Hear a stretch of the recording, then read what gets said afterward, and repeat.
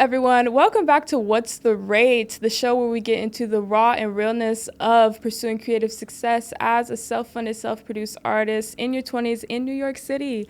I am here with a special guest and dear friend, streamer, cosplayer, and content creator, and former PR professional, CaitDoesEverything. Welcome to the show, Cait. Thank you for having me. How are you? I'm amazing. A little hot in New York today, but other than that, I'm pretty good. Yes, you look amazing. Thanch you. I feel like we kind of match with the crop top, long skirt vibe. Yeah, yeah, and the big hair. Yes. I love it. I love it. Welcome to the show. Thank you for having me. Yes, of course. So tell us about you. Tell us about the story behind CaitDoesEverything.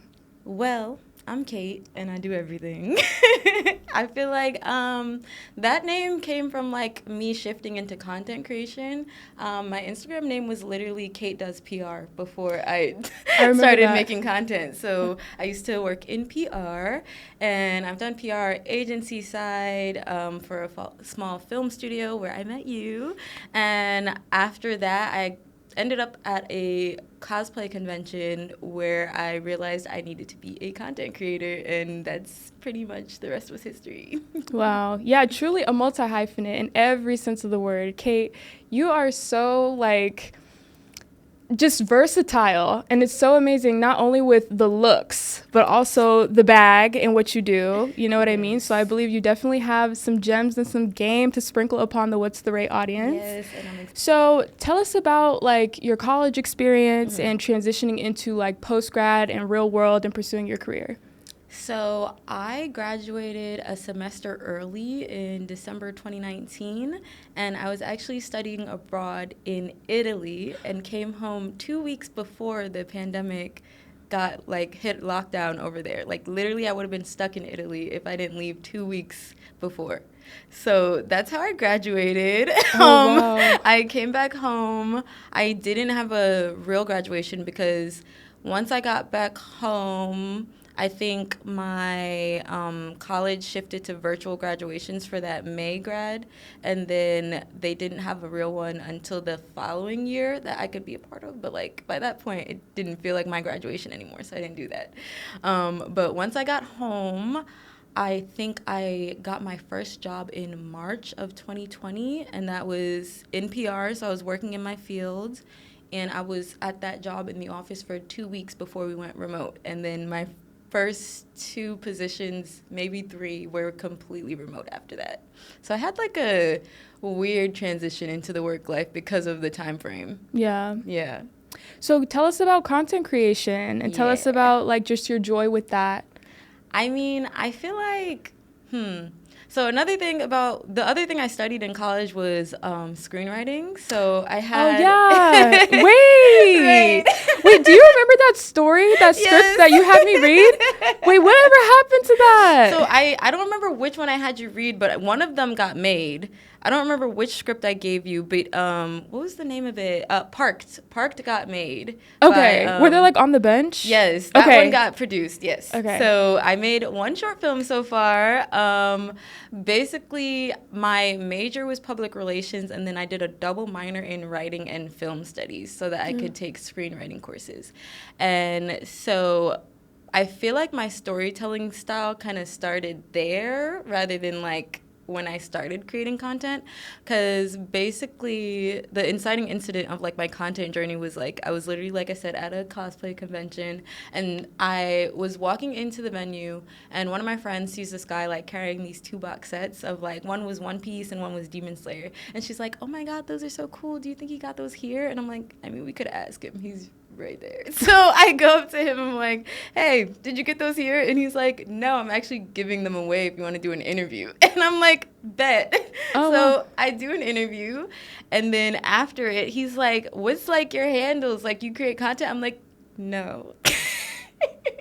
And he's like, well, you should, because I thought you were a content creator. And coming from somebody who obviously does this, it felt very affirming that oh, maybe it's my time, maybe it's my moment. So that's kind of where the inciting incident started, because it was a lot of people saw something in me that I also saw in myself, but I didn't know where to put the energy. And it wasn't until cosplay that I realized oh, that's what I could make content about. Because I feel before then I didn't really have a what. Like, I knew that I could create content, but nothing was driving me to do it. So it was like, I don't know what I'm creating about. So, like, fashion is always something that's been, like, very core to my identity. Like you said, putting on the looks, like, changing up my look. So cosplay is literally playing dress up for a living. So that's kind of, like, where the spark started and where it grew from. Yeah. So with you doing so many different things, tell us about how you balance all of them, or how you put your all into each thing that you love to do.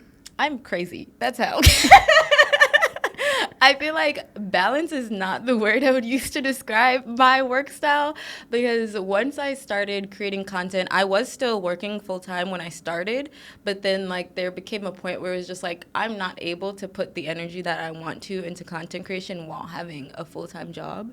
So I just like worked my ass off and became full-time like a full-time content creator probably sooner than I should have, but like I feel like there's a lot of sacrifice involved into like going for your passions. So like if I can't get to the goal while working full-time, then I can't work full-time. So now I'm a full-time content creator, right?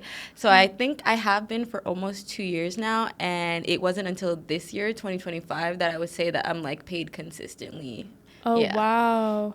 And what did it take for you to be able to be paid consistently? Like, was it just like consistently posting, or like making connections with brands, or like how did that work for you specifically?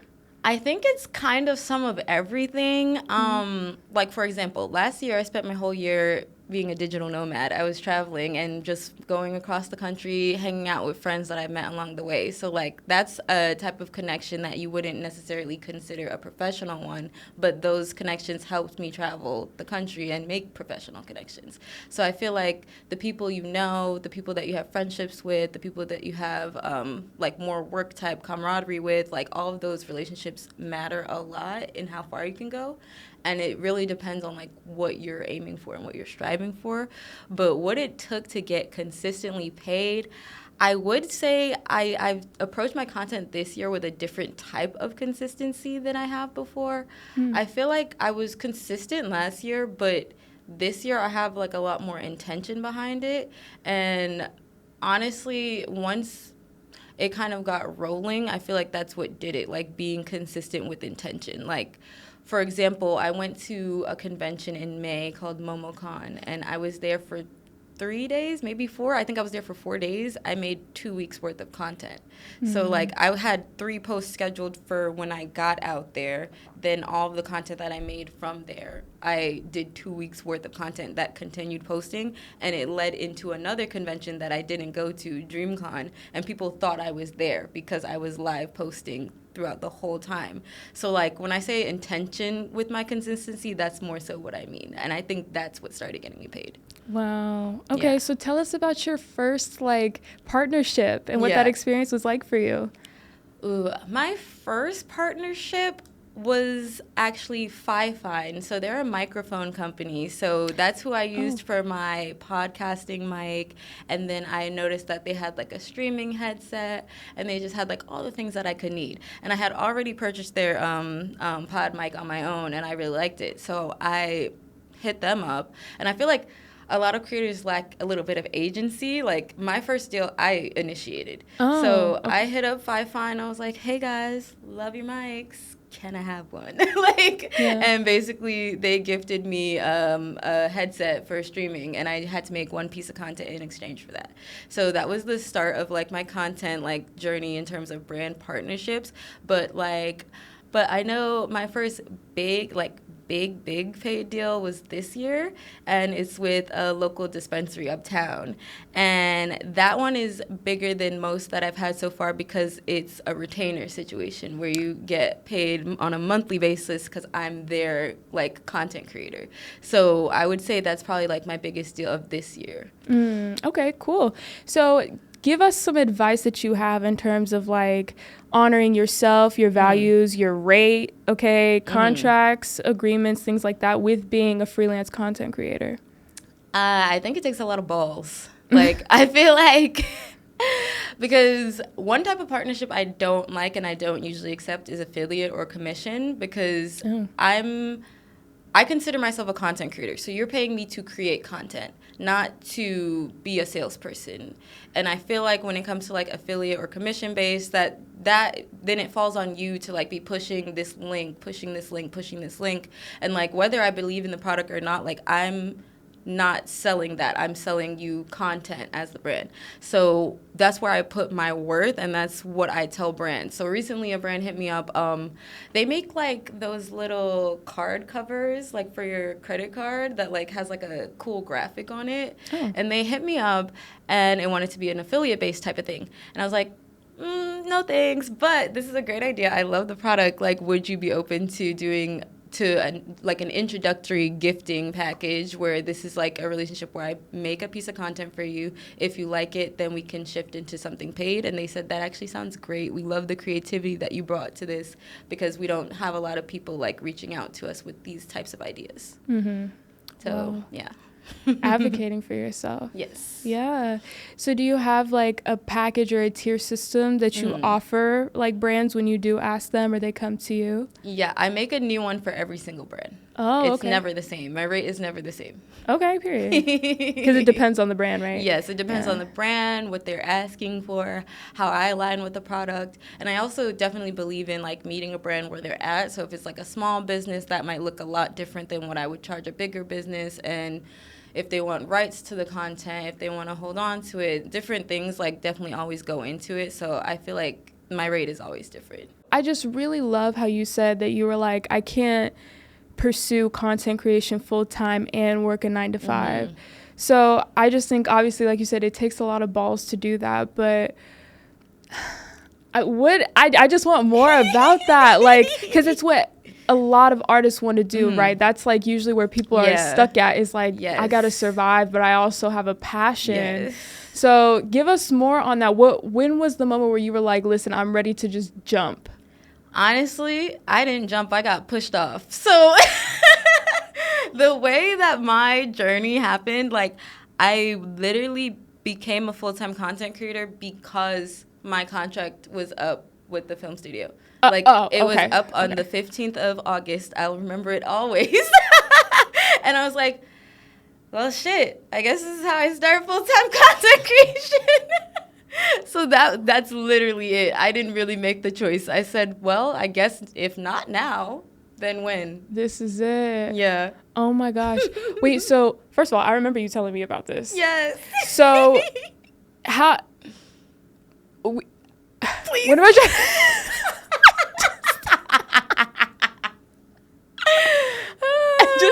So what did that transition look like for you, like in terms of like, okay, cool, we're done here? Yes. What was the pivot? Like immediately after you were like, boom, okay, that's done, I guess. You know, what were the options you had, and like what was your plan? I stopped working in August. You live in New York, right? Like you're from the Bronx? No, so I was born in Queens. Oh, okay. Born in Queens, raised on Long Island, went to school in Buffalo, and lived in East Harlem for most of the time in the city. I remember that. Yeah. Okay. So you have family here, though. Yeah. Yeah. Okay. So you didn't have to like jump ship entirely and like leave New York. No, yeah, I'm from New York, thankfully. Okay. Yeah, I don't remember like when I stopped working, then when I started the like nomadic journey, because it was kind of all like a blur. Like that all happened at the same time. Basically, it was like everything, it was like a cycle of endings. Like the job ended, and then like my lease was ending at my apartment, and I was like, why don't I just say fuck it and like live life like I really would like to? And I literally just went traveling the world. I lived in LA, Houston, Atlanta. I had 2 weeks in Hawaii. Like I was everywhere last year just because I didn't have rent to pay. So that's where I put my money instead. Oh, I was like, why not use the money to travel the world instead of paying rent when, you know? And I got to go to MomoCon last year and also DreamCon last year, and another convention called Anime Week Atlanta. So like through that disjointed sort of nomadic travel. I was able to do these other conventions that I might not have normally done. I was able to meet with friends that I might not have normally seen, and I was creating content all the time, the entire year. So that's kind of like how I pivoted, but like most people can't do that. Like it's not advice I can give anyone. Like it's like I probably wouldn't tell you to do that. Yeah, because it was just your path. Like that's just what your journey was. It's just exactly what happened. Yeah. So none of it was really, the choices were to go travel and blah, blah, blah, blah, blah, and to take content full time. But like the reasons for the choices weren't my own. Yeah. Yeah. Wow. But I like how it ended up working out in your favor. Yes. In so many different ways. Yeah. So with your vision of success for you, how has that changed since you've gone through X, Y, and Z and have evolved more in your journey? I don't know if my vision of success has necessarily changed. I mean, success has always just looked like stability to me. And I feel like I'm approaching it, but I'm not there yet. So I don't think my vision has changed, but it's gotten closer. Okay. Yeah. What is your version of stability, if you want to share with us? My version of stability is being able to live the life I want to live without any restrictions. Like financial stability? Yes. Even financial stability, but even like physical stability, because like I said, I like to be on the go. So like having like a fixed lease isn't necessarily like the best for me, but it's usually the way that you have to sign on to a lease. So like the stability in everything. So like where I could have an apartment that I don't have to be at all the time, and that's not a worry to me. So like stability in the life that I would like for myself. Yeah. Wow. When you were living in Harlem, did you have roommates? No. You were by yourself? Yes. How did you do that? How did I do that? So when I first moved to the city, I was subletting. I was subletting this woman's apartment. She was lovely. She's from Sweden, and she's an artist, so she's also like not at her residence for, I think it was 6 months out of the year. So I had a 6-month lease with her, and then she actually recommended me to another apartment building where she knew the landlord. Okay. And that's how I got my actual full year lease. Yeah. Wow. Oh so my gosh. It's always about who you know. As much as people want to tell you it's not, it really is. Yeah. Okay. I feel like not only are you a branding queen, because you found like your own niche. It's so specific, and I have never seen it anywhere else. And nobody can find that anywhere else, Kate. And I just think that is so, like, that's just so amazing. And I just think that's what makes you shine, aside from like your personality and things like that. And I know I'm saying this on the mic, but babe, I believe it off the mic, off the camera too, like genuinely, Kate. But getting more into the hustle. So tell us about a moment where you had to figure it out, where you didn't really have the answers, the resources, or anything like that. So you kind of had to just figure it out on your own. Shit. I feel like I do a lot of figuring it out on my own, and the one thing I probably did the most, like, self-taught would be editing. Like, my edits were garbage when I started. They were not good, and I thought they were the best thing in the world. You couldn't tell me they weren't, but I was missing, like, the fact that content is supposed to be fast, not necessarily fast in its pacing, but if there's too much there, you're detracting from the story, for short form at least. So I had to learn how to edit myself in terms of like cutting down on moments that I didn't need included because they weren't contributing to telling that story. But I was just like, oh, my footage is so good though, why should I cut it? And then like once I like kept editing, kept trying new things, kept like playing around with like more creative edits, I was like, oh, this literally doesn't fit here. Like it was definitely just like a learning experience of something that you just had to keep doing to be good at. So I think editing was one of like my biggest hurdles because I was not good at editing. And like right now my content is like super video based. Like people know me for my reels more than like my static imagery and whatnot. So it's like crazy where I started and like where I am now. Yeah. All right. Well, what is your take on hustle culture? I mean, I'm a workaholic, so I don't dislike hustle culture, but there's a certain like niche of hustle culture that I don't like, and that's like that those people that want to tell you to grind but don't want to tell you what to do to reach the levels that they're reaching. Like, I feel like if you're in a position to give somebody even like the smallest tidbit, like, why not? Why gatekeep? And I don't like the idea that, like, because I had to struggle, other people should. Like, girl, why? I didn't like the struggle. Why would I put that on somebody else? So I think I've also, like, in this, like, content creation journey, I've met a lot of other creators, and most of them don't know how to monetize, how to advocate for themselves, how to have agency, how to pitch, how to get brand deals, other things like that. And it's just like, damn, I know why, because, like, who was teaching you how to do that? Like, nobody. And I benefit from my background of being in PR, because, like, it was literally my job to, like, select influencers for the brands we had as clients to work with. So I know that, like, I have a lot of knowledge that other people don't have, and I would never not give that to them in the, like, in the vein of, like, struggle culture. Because I feel like a lot of hustle culture can be paired with struggle culture. Did you ever have a mentor? I feel like I had mentors back in college when I wasn't sure, like, which track I was going towards in the communications realm, because, like, I almost did journalism, for example, or, like, broadcast journalism. So, like, I had professors at the time that, like, I really fucked with and really fucked with me and helped me out a lot. But, like, I feel like now in, like, where I'm at with content creation, the people that I consider mentors are also my peers. Like, we are, like, co-mentors. Like, we're at similar places in our lives, but we have different backgrounds and different sets of knowledge. So I feel like one person that, like, I can always shout out is Rhonda. Her name is Rhonda Craze, and, like, we're like this, because we both have a sickening work ethic. Like, it's not good, but it's great for work and nothing else. Like, it's like, I say I'm a workaholic because I will spend 24 hours working on, like, one concept if I had, like, a spark that I just needed to, like, scratch that itch. So we both have, like, this, like, itching, burning desire to, like, get shit done, which is, like I said, great for a work sense, but, like, not so great when, like, I should be sleeping. Yeah. Yeah, I'm the same way in the sense of, like, I'm such a night owl, and if I'm editing, I'll edit until 5 a.m. Me too. And then just get ready for work. No sleep. Sick. So, yeah. So, yeah, I totally get you in that regard. But, yeah, I feel like a lot of people, I don't know, and I don't think mentorships are as formally established nowadays, because now it's just like, oh, I see you doing this, especially in the creative world, right? Yeah. I see you doing this.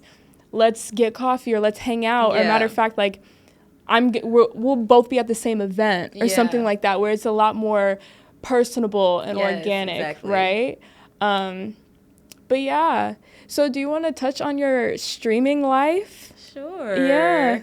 I am, like, the world's most inconsistent streamer, but when I'm there, and they love me. Yeah.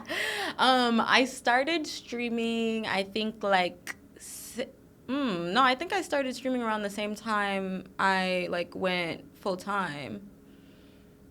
I think I started streaming around, like, August of what year was that? 2023.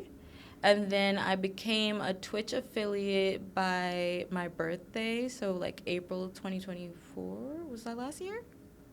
Mm-hmm. Yeah, that was last year. So I became a Twitch affiliate last year on my birthday, and it was kind of hilarious because, like, basically a Twitch affiliate means that you have, like, more functionality with streaming. So you can make people pay, like, a monthly subscription price. You can have, like, special stickers and things, emotes that people can use on your channel with their channel points. They can do a bunch of different stuff, like, blah, blah, blah, blah. It just basically makes your stream more interactive.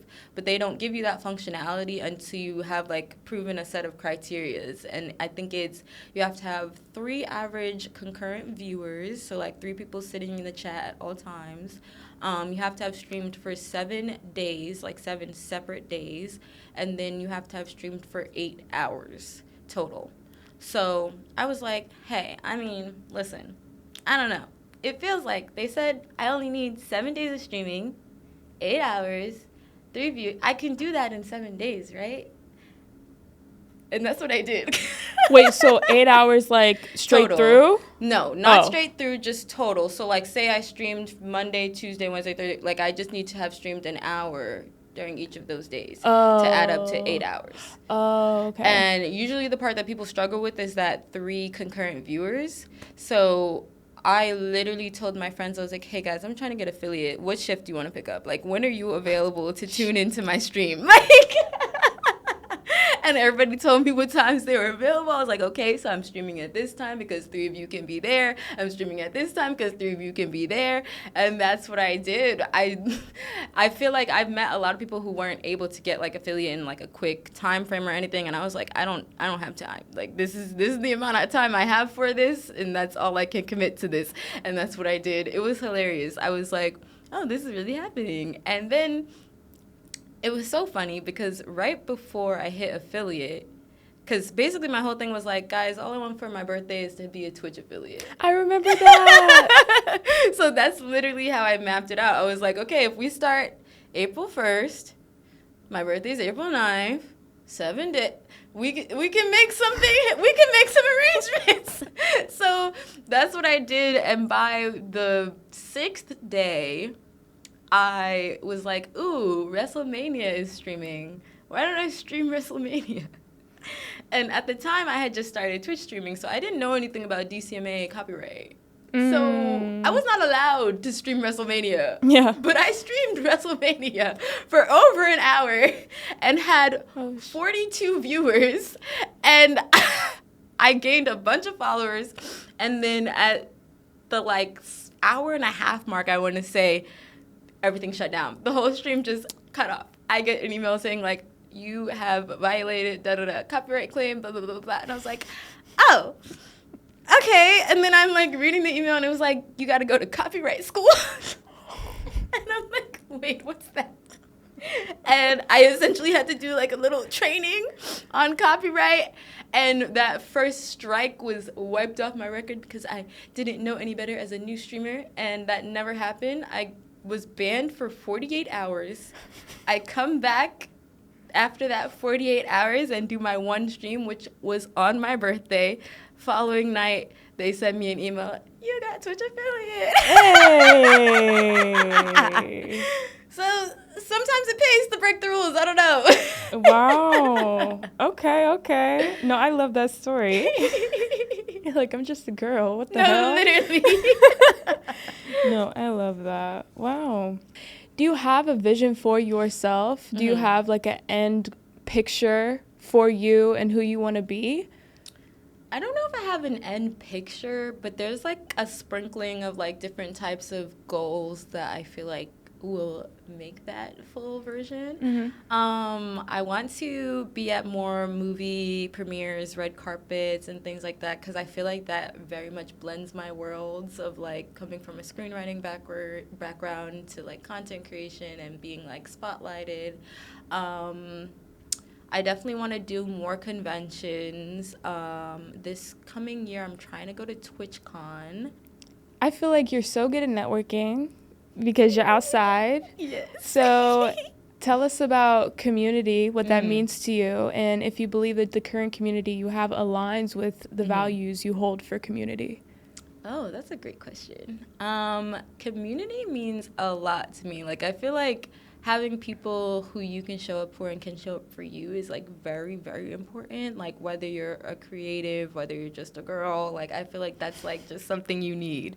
And I feel like a lot of people don't have strong communities, and like I feel like a part of the reason I do is because I'm from New York. Because before content creation, I already had like such deeply rooted communities within New York because of like the New York party scene, because of the queer community in New York, because of the queer Black community in New York, because of the queer Caribbean community in New York. Like, I just had these different pockets within the city that were like there for uplifting at any time. It just depended on what it was I needed to be uplifted.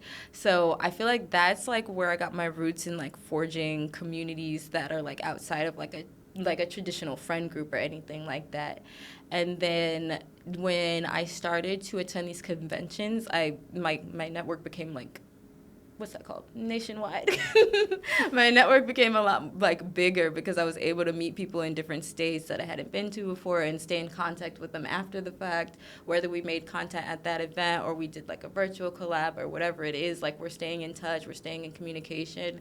And I feel like when you meet people that live in different places than you, it's easy to like lose those connections. But like, because I'm seeing your content every time you post and I'm engaging, you can't forget about me. So I feel like being able to like actually support others is how others can support you. And if showing up for you looks like liking your post, commenting on your post, sharing your post, why wouldn't you do that for someone else? So I feel like it's like a lot of reciprocity and making sure that you're doing for others what you would want to be done for you. Yeah. Every time I do like this with a different guest, we have like a similar template of like the questions I ask, but the answers and the stories that you guys tell, it's like, all right, that covers all of this. Or, you don't need any of these questions, you know what I mean? Which I love because I wanted this to be, I wanted to be focused on your guys' experience and how you guys got to where you are now and where you're going, you know? So, I mean, you told us a bit about a learning experience that gave you some game. Do you have any other ones that you... Yeah, I mean, just this past week I went to Build Expo, and I hadn't heard of it before, but it's basically an expo / convention / trade show / networking event put on by B&H. So, right. Right. So I am only familiar with B&H because we come from a film background. And basically, the event was originally for filmmakers and photographers, but over the past few years, they've kind of branched out to include content creators. So this year, there was a content creation track included in the programming. So there's a photographer track, a filmmaker track, and content creator track. And I went there not really knowing what to expect because I hadn't been before, but it was a free event, and it had a vast list of like tech brands, camera brands, computer brands, all of those things that were going to be in attendance. And it's basically like a trade show floor type vibe. And I went, did my big one, went home. I get home and like I think I talked to like maybe 3 other content creators at most. It was very like photographer heavy, and like a lot of the activations kind of lended themselves to that too, which makes sense because that's like their primary audience. But the people who I met that were like more so in the content world were there more so like shopping. Like they didn't see it as like a networking experience. And I'm like, I went up to every single booth that I could, asked some questions about like the product offerings, questions that I genuinely had, comments that I've had based on using their products, and then followed that up with, is your company looking to partner with new content creators? And I got a plethora of contact info after that. And like I said, I met like 1 or 2 other creators, and like that's not how they were taking on the event. So I feel like my free game is like every event is a networking event. Every event is a networking event. If you're a content creator, you have to pitch yourself as one. Nobody's just going to know that from you chatting with them. And even if you do share that in the context of how it affects them, not just how it affects you. So if you're talking to a computer brand, you can say, yeah, I'm a streamer, and they'll probably give you advice on how their equipment works with streaming. But if you're not saying, I'm a streamer and I would love to feature blah, blah, blah in my content, what would that look like? Then they're not thinking of you in that way either.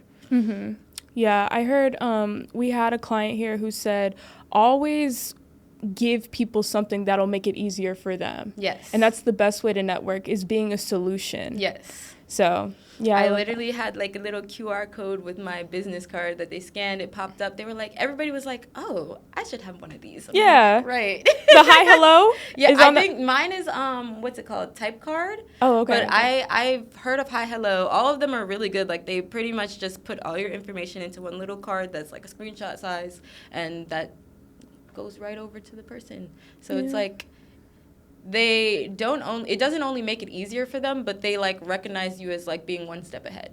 Right, exactly. Was there ever a no that you were given that gave you a very powerful pivot that you didn't know that you needed? Yes. Okay, share it with the class. My most recent no was actually for modeling. So I was in talks with an agency about like being contracted with them, and like they had me do a test shoot and all these other things. And once they got the test shoot back, they were like, you actually have more dark spots than we had like originally noticed in the photos you shared. So if you want to like circle back when you have like a corrective plan for your acne, that would be cool. And I was like, I mean, like, not really, because y'all sought me out. Like, y'all are the scouts. Y'all scouted me. So if based on, like, the different lighting you felt, and also, like, the shoot asked that I come either minimal makeup or no makeup. I don't wear makeup unless it's blush, because I put blush on my nose. He thinks I'm so cute. Like, I do not wear makeup like that because I'm not good at it. Like, and I don't do most things I'm not good at. So basically, I was like, so had I gone to the shoot with light makeup, you wouldn't have even seen those marks. So, you know what I mean? It's just like, that's suspicious.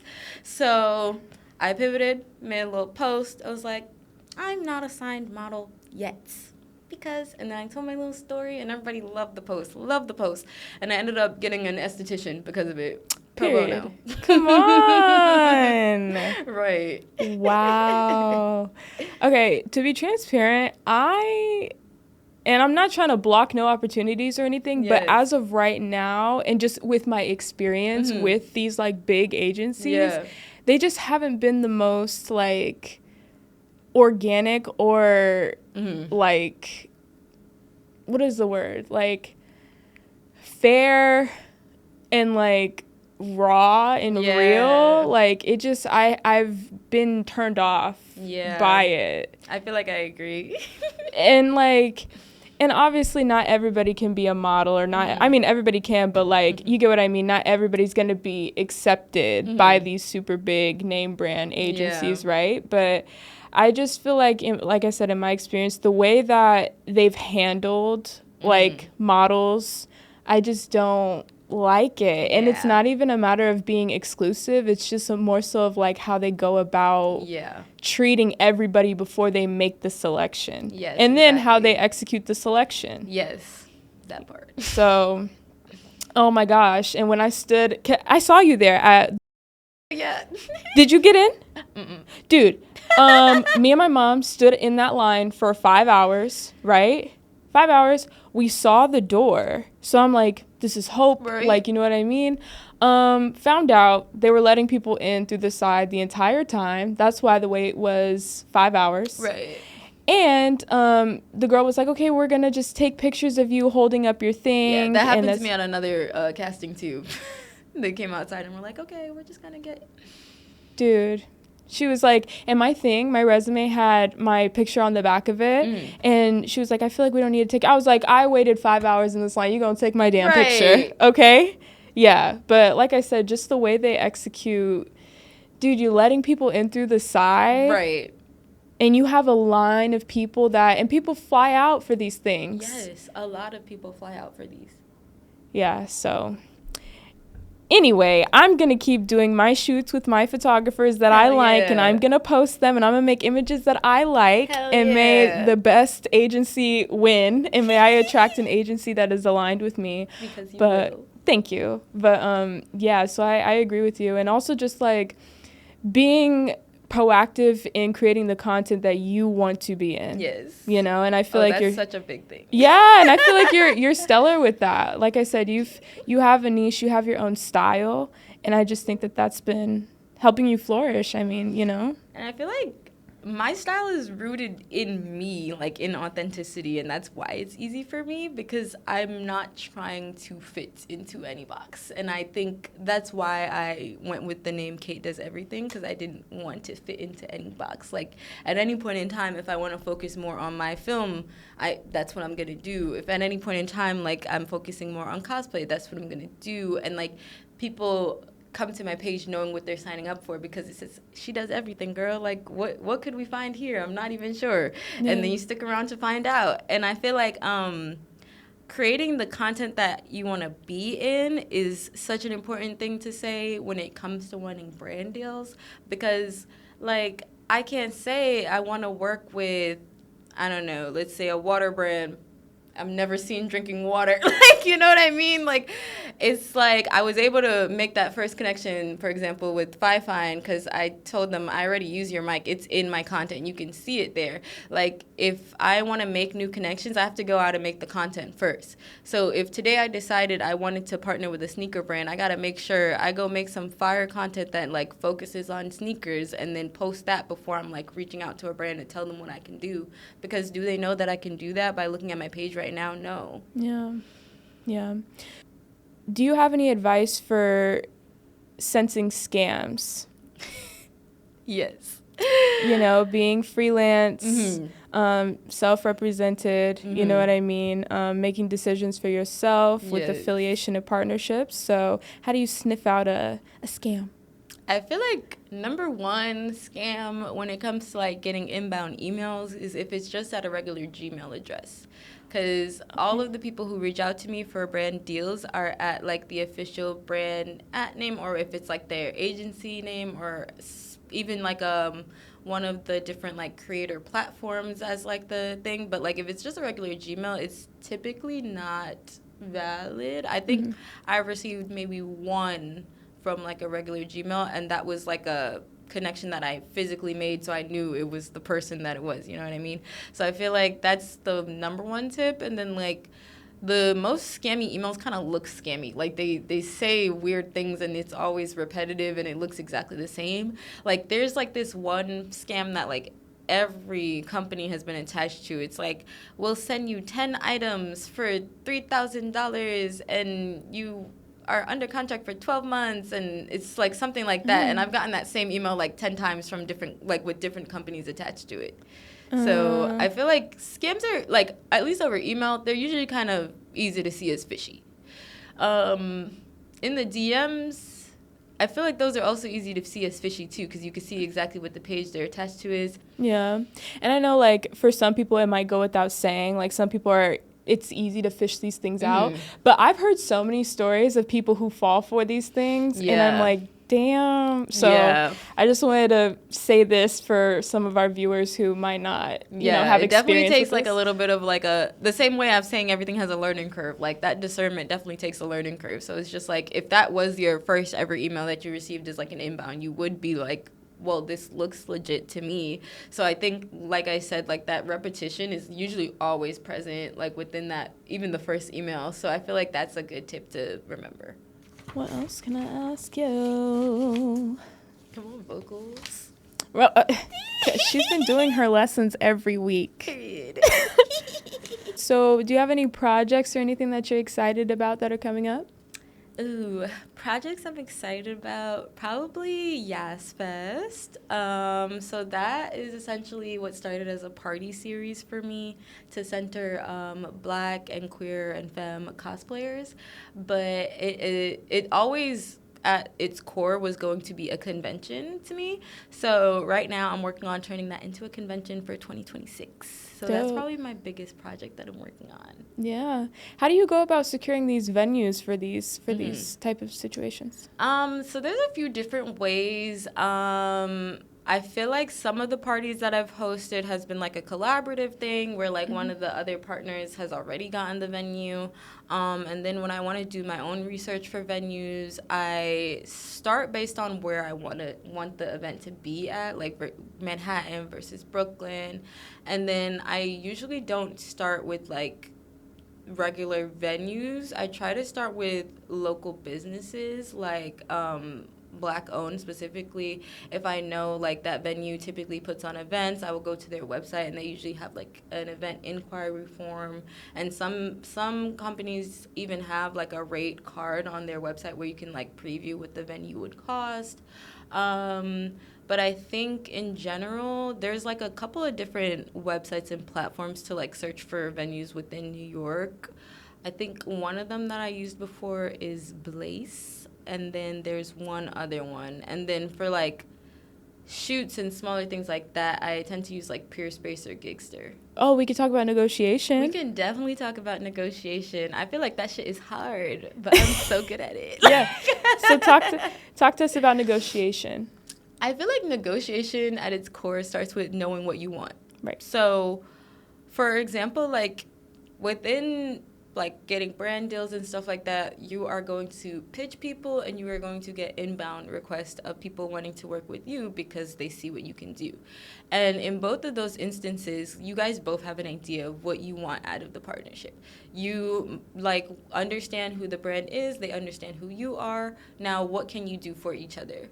So I think like knowing what you want out of a partnership kind of determines how well you'll negotiate that partnership. The same way I mentioned before, I got offered an affiliate contract and I don't really like those, so I told them what I did want and what could work for us. Instead of saying like, no thank you, I said no thank you and like here's what else we can do instead. So I think negotiation is a lot about not taking a no as a no and turning it into what looks ideal for you. Mm-hmm. So if you know that ideally this rate doesn't work for you, then try to get on a grounds where it does. Like another company reached out to do a clothing collab, and they had offered, I think, $100 as the payment. And I said, that's lovely, but would you be able to include some merch with that rate? Because that rate doesn't necessarily work within the confines of what I charge. And they were like, yes, absolutely. And then we added $300 worth of merch onto that $100. So I'm like, that sounds more ideal. And this is clothes I would wear, so I don't mind that. That's the kind of thing I was talking about where I say meeting brands where they're at, because that was a smaller brand. So if I know that they don't have the funds to do this, but they are starting off on the right foot by offering to pay, they want to create these partnerships that like are meaningful and value each other. So for example, if another brand came to me and like it was never mentioned to be paid, they were just like, would you make this video for a t-shirt? I'm probably gonna say no. Because you didn't even start off saying you wanted to give me any money. So I feel like, where's the bag? Right. All right. We have a segment on this show. It's the What's the Rate segment. Now, instead of revealing what your rate is, okay, you don't have to. You're going to rate these topics 1 through 10. Okay. They are rapid fire. Majority of my guests have been explaining themselves afterwards. I'm not going to knock that. Okay. And I like to hear their answer as to why, even though it's rapid fire, but okay, mind your business. Because this show's about your guys' journey, your guys' perspective, so come on. Anyway, so you're going to rate these 1 through 10. Okay. Work for exposure. 3. I knew you were going to say it. As soon as it came out my mouth, I thought you were going to be like 0. Listen, I will. There are 3 some is generous. scenarios where it might potentially be good, but usually if there's a photographer you just met on the street that's like, yeah, I work for exposure, like, girl, who are you? Yeah. But if it's like a huge brand and it's an event that you just have to make it out to versus like actually creating a piece of content, that could be considered work for exposure. You know what I mean? Always saying yes. 0. Contracts. 10. Fake it till you make it. Believe it till you see it. Okay. Yeah. All right. Okay. Work your way up. I'm going to give that one a 5. Because, listen, I feel like, yes, there's a such thing as working your way up and learning things and blah, blah, blah, blah. But then there's also situations where, like, I feel like a lot of, in specifically the entertainment industry, there are people who would, like, put you on grunt duty when that's not the definition of, like, working your way up. Like, working your way up means doing things that actually contribute to your journey and putting you in a better position. I feel like sometimes working your way up can mean taking on things that you don't need to be doing. Yeah, I agree. Shadowing/internships. 10. 10? 10. Cool. Cold emailing. 10. 10. I love a cold email. I will pitch anybody. They do not have to have ever heard of me. I'm like, you're going to hear me now. Oh, like, yeah? Yes. Okay, so what is your strategy for cold emailing? My strategy for cold emailing, I actually have a few gems here, okay? Mm-hmm. So when it comes to cold emailing, first of all, there's a few ways that you can find out who you need to reach out to. But I can always tell you the best way is not to email that generic email, like the hello at blank or the info at blank. Like, you're not going to get through to the people that you need to talk to. There are several different ways to find these emails. One is LinkedIn. and just going on LinkedIn and finding the company and then the people that work there and whichever one applies to where you're trying to get to. So usually like that could be a marketing contact, a PR contact, or a social contact. So that's usually who you're looking for on LinkedIn. The other option is going to that brand's social from your phone on Instagram and then seeing if they have a contact button or an email button. That email usually connects to their social email address. And that's not all the time, but if there is an email there, 60% of the time it will connect you to their social team or their PR team and exactly who you need to talk to. So that's how to get the contact information. But then in terms of the contents of the actual pitch, I kind of say that varies a lot depending on what the brand is, what you're trying to pitch them. But I would say my cold pitches always include like a why should they even be talking to me right now? So like it always includes a what I can do for them right off bat. Like it introduces myself, and then that body message is going to tell them like, I noticed that you have this summer campaign going on, and that has like a lot of synergy with like the blank blank blank that I'm working on. Would you be interested in partnering on blah blah blah blah? So like basically like coming in hot with what you have to offer, what you think you guys can do together, and seeing what happens from that. Mm-hmm. Being the solution, like we were Yes, saying. exactly. Yeah. I guess we can talk about like the actual creation of content. Like Yeah. Let's get into it. Because I feel like a lot of people create content wanting to mimic a style or have like a certain aesthetic. And like I was saying before, like I didn't choose an aesthetic to pull from. I like you said, created my own. And I feel like a lot of people would benefit from doing that rather than trying to match or copy something that's already successful, because like you can learn and pull from those things, but it'll never be authentic to you, so that alone makes it harder to execute. So I feel like creating a style that's authentic to you is like really the first step in cementing who you are as a content creator, because brands come to you to market because you have something that they don't have. So if they wanted somebody who created content just like they create content,